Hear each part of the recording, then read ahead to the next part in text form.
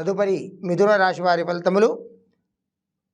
మృగశిర నక్షత్రంలో 2 పాదములు, ఆరుద్ర నక్షత్రంలో 4 పాదములు, పునర్వసు నక్షత్రంలో 3 పాదములు ఈ మిథున రాశిలోనికి వస్తాయి.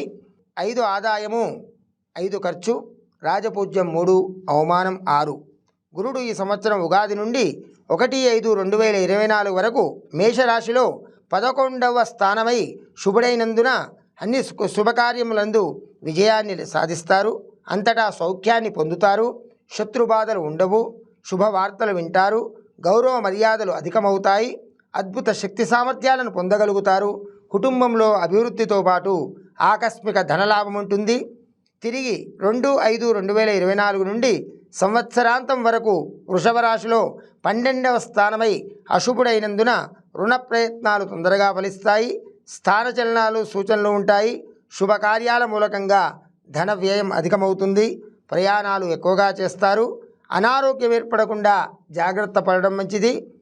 శని ఈ సంవత్సరం ఉగాది నుండి సంవత్సరాంతం వరకు కుంభరాశిలో 9వ స్థానమై అశుభుడైనందువలన మానసిక ఆందోళనతో కాలం గడుస్తుంది. ఆరోగ్యం విషయంలో శ్రద్ధ వహించక తప్పదు. ప్రయత్న కార్యాలు ఆలస్యంగా సఫలమవుతాయి. చెడు పనులకు దూరంగా ఉండడం మంచిది.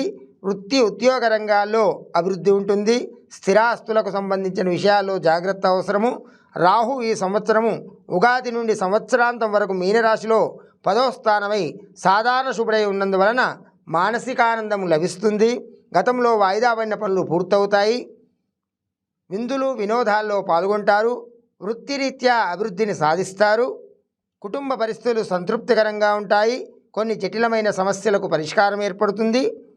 కేతువు ఈ సంవత్సరము ఉగాది నుండి సంవత్సరాంతం వరకు కన్యారాశిలో 4వ స్థానమై అశుభుడై ఉన్నందువలన కుటుంబ విషయాలపై అనాసక్తితో ఉంటారు. గృహంలో మార్పులు జరిగే అవకాశాలున్నాయి. తలచిన కార్యాలు ఆలస్యంగా నెరవేరుతాయి. కొన్ని కార్యాలు విధిగా వాయిదా వేసుకుంటారు. స్త్రీలతో జాగ్రత్తగా ఉండడం మంచిది.